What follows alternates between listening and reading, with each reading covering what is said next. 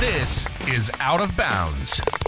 If it's happening in the world of golf, we're talking about it. Coverage, debate, discussion, pro golf and local golf. Let's do it. This is Out of Bounds. And here are your hosts, Nate Sharman and Josh Durso. All right, welcome back to Out of Bounds. Josh Durso and Nate Sharman here, getting you ready for a big weekend in Houston, Texas. It's the Texas Children's Houston Open. Boy, that's a mouthful. It begins tomorrow, and we are breaking down our picks, talking big storylines as we get ready for round one. But this past weekend, your man Fitz, he did it, got the job done. Yeah, a week after just absolute heartbreak at the Players, right, with that bogey on 18. He gets it done. Gets his third career PGA Tour victory, right? And it's pretty awesome because he makes a huge birdie in 18, right? Just knocks in a long putt and forces David Lipsky to have also match that birdie, and Lipsky's not able to do it. So Fitz gets that elusive third title and comes back after that heartbreaking loss, like I mentioned at the Players. So pretty cool to see you know Fitz get it done. He's definitely a different player on the PGA Tour, right? I think he faces some criticism in the looks category sometimes with what he wears, but that's okay. As Fitzpatrick gets it done and grabs that victory, and now he's gonna have some momentum going. Another leader meltdown now. Yes. Sunjae Im, 4 for 4 in the Florida swing. That's a good thing to talk about. Absolutely crazy. Like, he shoots 3 over on Sunday. Just 40 on the front 9. Yeah, like it was immediate, right? Like it was clear immediately that he was not going to last. And now I'm starting to wonder, is it just a Florida thing? Do you think this mess is going to be contained to Florida, or is this virus going to start to spread? I don't know. It just goes to show how hard it is to win on the PGA Tour. I mean, I don't see this stopping. Maybe not every single week like we saw in Florida. Maybe we see, if Scottie Scheffler was playing, I don't think he drops that lead on Sunday, but as we'll talk about later, he withdrew this week. But yeah, it just shows how hard it is to win. These guys come in with this lead on Sunday, but the pressure just gets to them. You saw Ludwig Aberg at the Players with a couple water balls. Sunjae Im ejects immediately, shoots 40 on the front. It's just really crazy. Shane Lowry has an easy lead to finish that tournament and hits a couple balls in the water. So it's just crazy to see these collapses, I guess you can call them, on the PGA Tour on Sundays these last few weeks. Yeah, it's really interesting. And, obviously as a fan of golf, watching golf, it's awesome, right? Yeah. Everyone's in it. You feel terrible for the player, knowing that, you can almost feel it coming into Sunday now, that there's going to be drama, there's going to be action, there's going to be movement on the board. You don't know who's going to win, no matter how big the lead is, and that's good for the watching experience. I have to imagine that feels pretty terrible though. If you're the actual, if you're Sunjay or Shane or Ludwig or any of these guys who have coughed up a lead on Sunday, like that has to be one of the worst feelings. But you just have to go back out and do it, right? You just gotta show up the next week like Fitz did, and even though Fitz didn't get it done last week, he gets it done this week, and that's the quickest way to make people forget about that dropped lead. Yeah, no, like you said perfectly, you can come into this round and, Sunjae Im has the lead coming in and you say, maybe it's not important to watch, but it's proved time and time again these last few weeks that it's going to be important. And by the end of the front 9, you were saying, oh, we got different leaders, and Sunjae Im's not even in it. Sunjae Im wasn't even really a contender. And it's interesting going down the back 9 too. I think I texted you, I was like, well, buckle up, because this is going to be interesting and we're going to decide a winner, even though Sunjae Im's led 90% of this tournament since Thursday, pretty much. Maybe a few moments in there where he didn't lead, but it just goes to show how hard it is to win and what these guys go through on Sundays. But yeah, from a watching experience, it's really, really good. Golf is hard. Chapter infinity. Right. Let's talk about another headline that came out of Sunday. Fitz complaining about pace of play. In his press conference afterward, he had quite a bit to say about it. The usual stuff. Nothing groundbreaking, nothing new. We've heard these complaints now for, I feel like, going on 3-4 years. And I'm going to ask the same question that I've asked and we've talked about a million times before. Does this feel any different to you? Do you feel like there's something within the tour's disposal that they could do now? It seems to me like the time is ripe for some sort of change. We're on the cusp of these big schedule changes with the tour. The next 2 seasons, like 27 and most definitely 2028, is going to look different. To me, it feels like if the tour were going to institute a new policy or some sort of new rule set for time or how they're tracking time. Seems like this is your window to do it. Am I wrong? No, you're absolutely right. And, Fitz had a problem with his playing partner, and Adrian Dumont de Chissart, excuse me for pronouncing that wrong, the Belgian man. He was taking forever pretty much, right? And Fitz was kind of getting out of the rhythm a little bit. They had the hole in front of them was open a lot of the time. So they eventually put Chissant on the clock, but it took a while. And as Brooks said at the PGA in Rochester a few years ago, it's not gonna stop until you start stroking guys. And I think that's extremely true, right? Because you could tell players are on the clock, but they've shown that they're not gonna penalize guys. They've shown that these last few years, and players know that they're not gonna penalize me on a Sunday in the back nine. I'm gonna play as slow as I want, and until you start, like Brooks said, stroking guys, it's not gonna stop. Yeah, and unfortunately, I don't even think the threat of that is necessarily enough. Right, because they've showed that it's an empty threat. They've showed that. They've proved that they're not gonna actually penalize me. So why does it matter? Yeah, and I would even go a step further. They could say and actually mean that they are going to start, as you said, start stroking guys. But at the end of the day, I think until someone is penalized and they lose an event because of it, that's the only way it hits home, right? Yep, like I think that's the only way it becomes real. It's a boy who cried wolf situation, in my opinion. Yeah. It's like your mom telling you to go outside, right, when you're a kid and get off the Xbox. Yep. Until it actually happens, nothing's going to matter. Yeah. Let's see. Let's also talk about this. The golf course. This golf course played pretty damn hard, especially compared to some of the other courses that we've seen in the rotation lately. My issue with this, and we knew this coming in, this track always plays a little more challenging, a little more difficult than some others. And if it's dry and you don't get the rain, that makes it even more difficult.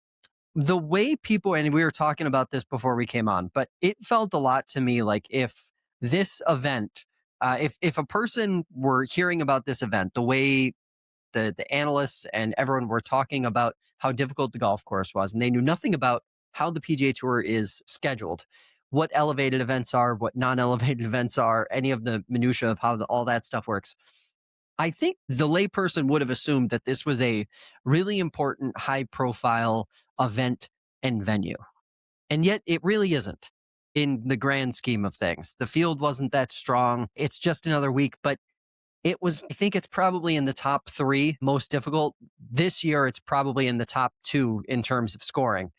And I just, this feels like one of the things that's just so blatantly wrong about how the PGA Tour schedules itself and what venues it plays, because it continues to, and it leans into history. And I understand that, you want to play your historic venues, right?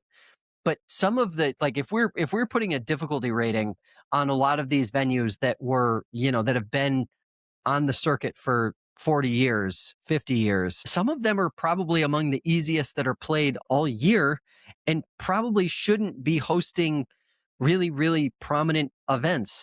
It's just, to me, it's one of those things that makes professional golf feel really confusing, feel almost arbitrary, because I think your highest profile events should be the ones that are your greatest tests, should have the lowest scoring. And this is kind of an example, that one of the examples that we see throughout the year where you have a relatively low profile event by comparison and a golf course that is just way, way, way more difficult than it is in terms of profile. Yeah, I think it just goes to show what the PGA Tour needs to do in terms of figuring out their schedule, right? This tournament is sort of sandwiched at the end of the Florida swing, and guys have played in a couple elevated events. They have the Masters coming up in just a couple weeks, right? Yeah. So I think once they figure out kind of where they want to go and what they want to do in terms of the schedule, it'll all get figured out in that sense. Yeah, and we'll see what happens. It seems like all things considered, this is a golf course that the players really like. Yes. So it's definitely not something that should slide down the schedule, in my opinion. But totally agree. We'll see what happens. Bryson DeChambeau got a win, hit an incredible shot that was probably the fairway wood shot that was moving around social media in that playoff. Probably the thing that people saw from LIV South Africa. But was very emotional and coded after his win. Said he there were things that he couldn't talk about and things that he would talk about eventually, just not right away. And there were some tears, and it was very exciting and very confusing all at once. What were you thinking watching all that and then seeing the reaction to it? Yeah, first of all, that shot that Bryson hit is that second shot on the 18th hole, the first playoff hole that he hit, 300-yard 3-wood over a bunker. It's absolutely unbelievable, to about 10 feet, and he gets the win over John Rahm in the playoff. LIV got exactly what they needed this week. One of their bigger events in South Africa. They had a great crowd there, and their two biggest stars showed up, played incredible golf, and went to a playoff. And I mean, I guess that's what they need. Still, I don't know if anyone really cares. But yeah, I think the storylines are Bryson being very nonchalant, or not very, very emotional after the win, talking about those things like you mentioned, and then just what's his odds going to be like at the Masters, right? And Rahm too. What's their odds going to be to win? I think Rahm just continues to play good golf. He's played good at Augusta, so I think that'll be a good storyline there. But yeah, Bryson, he's had his duels with Augusta National. Where's he going to be this year? I think is one of the bigger talking points. We'll see. And then of course we had the fight that made its rounds on social media. You didn't think it was a very big deal, right? Yeah, you have fights at any of these golf tournaments. You see them in the PGA Tour, and you involve a lot of booze and you involve a lot of fans, right? Especially as fans get out in the sun and they get a lot of booze in them, you're going to see fights. I think you saw one in Scottsdale. You saw some Twitch streamers and TikTok streamers, enhancing some of the things at the waste management. So I think that's always going to happen when you involve fans, a lot of fans, rowdy, booze, sun, you involve all that stuff, you're going to see fights. It's just kind of goes. Yeah. I just think, to me, it's another thing that kind of adds to the unseriousness of LIV. They're trying to present this really serious product, but then you have, I know there was a better crowd here at this event than there were others, but I doubt it even came close to a run of the mill PGA Tour event. I'd love to see the ticket numbers to prove me wrong on that one, but the PGA Tour does not have issues with security like this week in and week out. To me, it's just another thing that makes LIV just a really unserious product all the way around, but it is what it is. Speaking LIV doesn't have protesters run on the green yet, like we saw a couple of years ago. Yeah, that happens. That happens too. Speaking of exhibition golf, let's talk a little bit about TGL. We had the finals last night. Playoffs. But Tiger made his return, looked good, missed a putt, looked a little rusty, physically looked okay, right? Yeah, he seemed fine. Hit some shots that make you think, oh, Tiger's back, right? He hits that stinger on that low hole, and it's just fun to watch Tiger. He looks absolutely ripped when he's walking in, as usual. Tiger was, as an athlete, always does. And then LAGC with Sahith, Justin Rose, and blanking on third player's name right now. But they just wiped the floor with Jupiter Lynx. I mean, they beat them Monday night on the first match, and then they wiped them yesterday in the second match to win the finals. They finished eagle, which is just quite shocking. I don't think there's really, you can say Tiger played good or Tiger played bad, and talk about some of his teammates too and how they played, but I don't think you can at all. When a team goes eagle, you're pretty much just going to lose. So LAGC wins the second SoFi Cup of the inaugural, or second to inaugural TGL season. Masters. Are we going to see Tiger in the Masters? I think so. I think he's going to play. I think all signs point he hasn't said he's not going to play. If you go on the Masters app, it talks about Tiger playing another Masters. That doesn't mean anything, but I think he's going to play. I think he would have said he's not going to play if he wasn't going to play. What do you think? I think he's going to play, and I think him playing last night, even though it's just TGL, I think that's indicative of him playing, because physical limitation is the only thing that would stop him, I think, from playing. I don't think he really cares, and this might sound crazy to say, I don't necessarily think he cares too much about how sharp his game is or how perfect it is. I don't necessarily think he's going to be going out to win the Masters. I think he's in participation mode, and clearly his body is physically good enough to participate. So I think it feels like a safe bet at this point that we're going to see Tiger.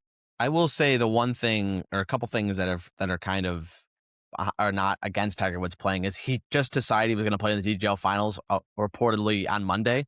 He said to himself, I'm just going to go play.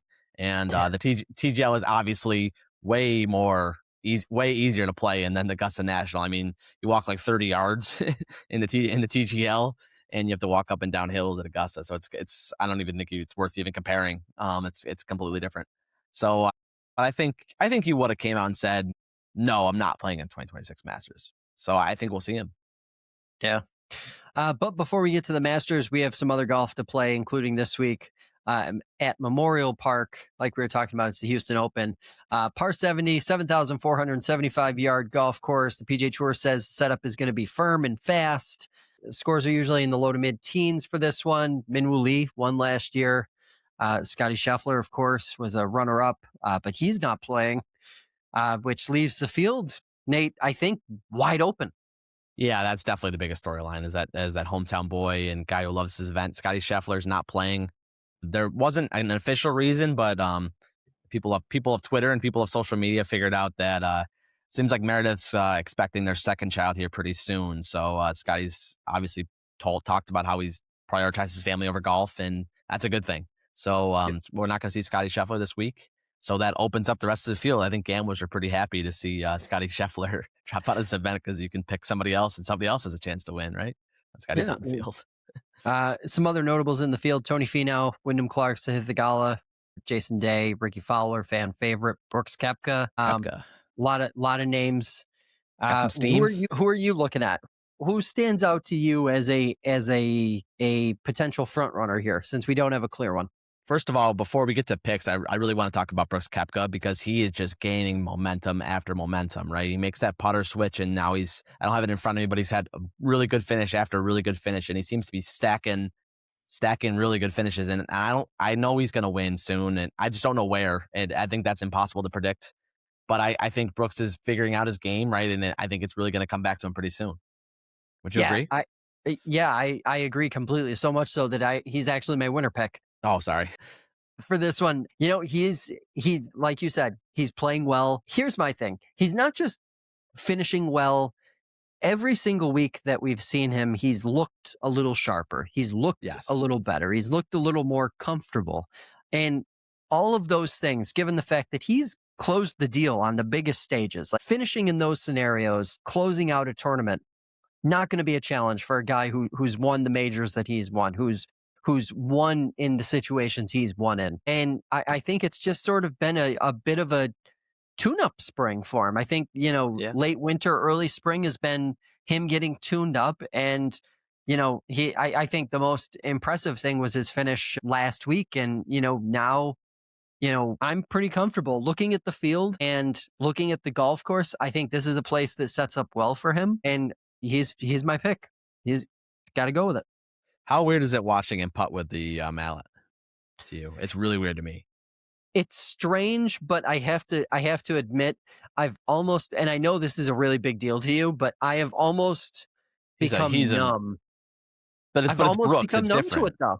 Yeah. Everybody uses them. But how great is it to see Matt Fitzpatrick winning on the PGA Tour? He switched from the mallet to the blade. He went the other way that the traditionalists have gone and the golfers have gone these last few years. He putts with the blade. It's pretty awesome to watch. I know, and I can't remember what it was, and I sent it to you I don't know. I think I sent it to you before the Valspar even was My Golf Spy or one of those platforms like that did basically a breakdown or a scientific look of what putter is actually better, like what statistically speaking, what putter actually gives you the ability to make more putts, and mallet putters won in the head-to-head against blades.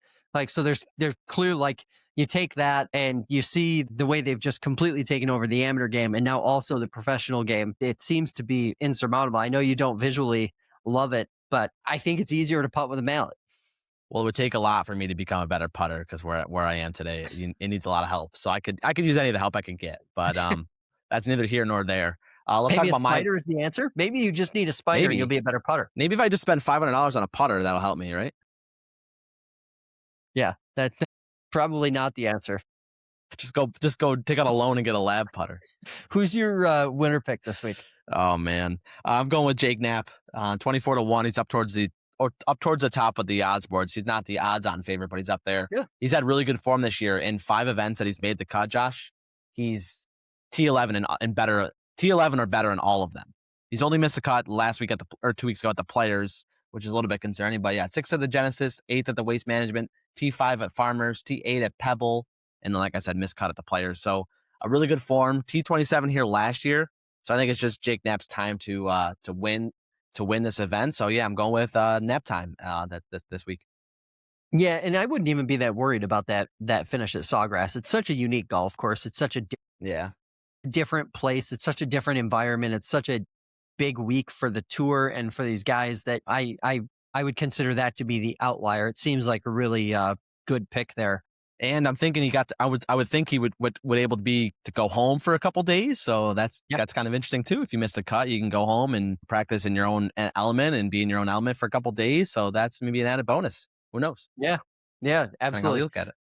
So let's talk long shots. My long shot for this week is a guy who's won here before, Steven Jaeger. He is 64-1 to win, and he won here 2 years ago, which is crazy. He also, as you pointed out before we started, he had a T7 finish at the Valspar, so not terrible. He's playing good golf. Steven Jaeger, 64-1. That feels like a really good value pick. I will say, former producer Paul Russo will love that pick. He loves Steven Jaeger. So I'm really interested with that. It's really good price for a guy that's won here before. And when Scottie Scheffler was on that tear in 2024, Steven Jaeger is going to be a trivia question one of these days because he's the only guy to beat Scottie Scheffler in that like month and a half stretch, right? Who was the one guy to beat Scottie Scheffler in 2024? And the answer is going to be Steven Jaeger. So it's going to be that. I like that pick a lot for that's really good value on a guy that's won here before. I'm going Pearson Coody. He's around 48-1, but I probably won't play him to win the golf tournament. I just think he'll play well. He'll be in some of my DraftKings lineups this week, and maybe look at him at a top 20 or top 30 finish. Solid form for the young guy.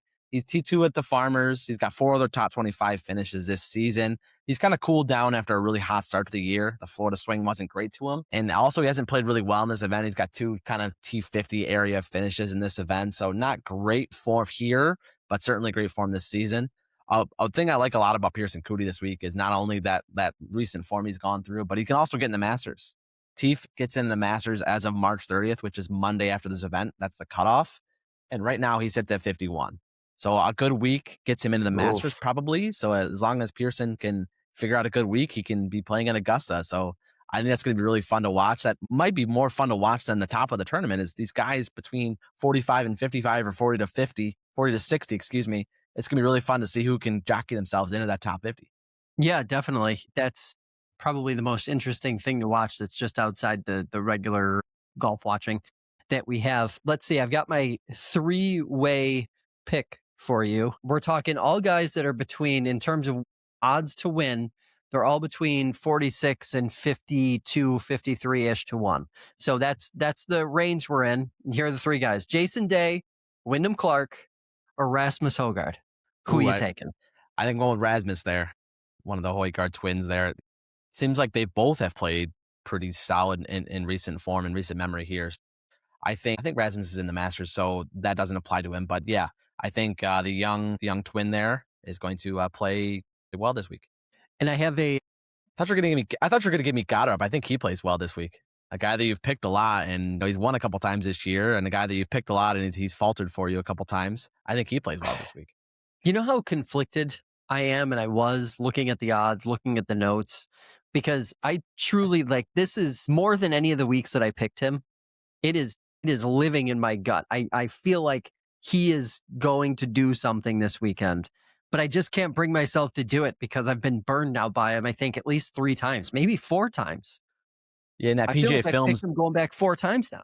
In that PGA Films video that came out a couple days ago, he talked about, I need to get back to Houston. That's literally a direct quote from Chris Goddard. It's just, I didn't need to hear that. Didn't need to hear that at all. I need to watch that. I've heard really good reviews so far on that. So that should be really cool. You can watch it on YouTube. I need to go watch that PGA Films documentary. I was going to say, what do you make of the NFL Films production that we've been seeing within the tour? The response to those videos has been very good. Yeah, it's been really good, and I don't know why I haven't watched it yet. That's something that's directly made for me, but I certainly will in the next couple of days. I'm certainly going to watch that video, and it's just awesome to see more eyeballs on the sport, right? And especially being on a platform like YouTube, we've seen the outpour of people loving YouTube golf, and so it's awesome to see the PGA Tour and NFL Films kind of come together and produce something for YouTube, right? Where people can sit down on their iPad or sit down on their TV and watch it. Really accessible.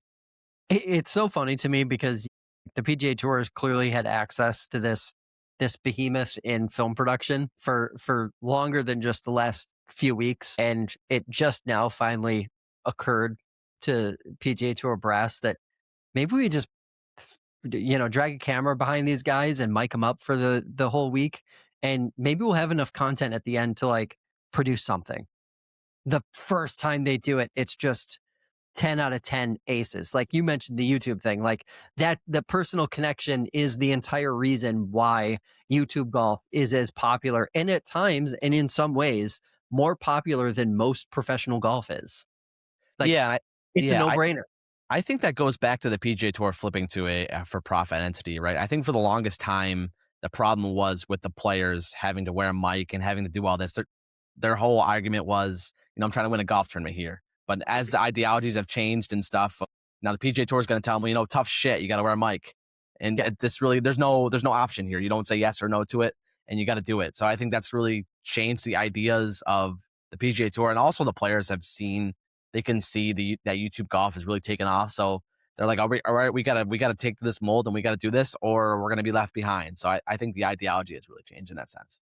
Yeah, and I just want to emphasize, if you haven't watched any of these videos yet, watch them, because even if you're just able to catch clips, watch them, because they are so far above and beyond the production level that we see typically on YouTube and on social media. This is NFL Films caliber content. I will say the one with Ken Giffey Jr. coming out about the Masters, you were a little bit hesitant when you saw that news, but I think any Augusta National content is good in my mind. Yeah, that's different. I have different reasons. We'll get into that next episode. I'm not going down that rabbit hole today. You need a little bit more time to go down that one, I would think, right?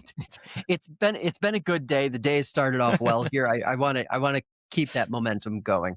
Do you have any props that you're looking at? I got one, but it's one that I'm going back to the well. I don't have anything, so hit me with it. Okay. Playoff. Ooh. Plus 400. Yes, there will be a playoff. We haven't had a playoff in a few weeks. Believe we got to go back 3 weeks to the last time there was a playoff at the API, right? And that was the first one since 1999. Then that was the first week that I even entertained taking the playoff prop. I'm going back to the well this week. I like it. My gut tells me there's going to be a playoff on Sunday. I will say I like the playoff bet a lot in these events with the full field, right? Because having just these amount of golfers and it seems like the board really separates itself in these elevated events. So going back to these non-elevated events seems like a good idea. Yeah, and we're going to have plenty more of those. Hey, that is going to do it for this episode of the show. We'll be back next Monday, and if you want to see more, follow us over on TikTok. We're posting there in between episodes, and of course, it's an easy way to let us know what you're thinking. You can also subscribe here on YouTube. Hope everybody has a great week and weekend, and you know the drill. Whether it's down the middle or out of bounds, keep on swinging.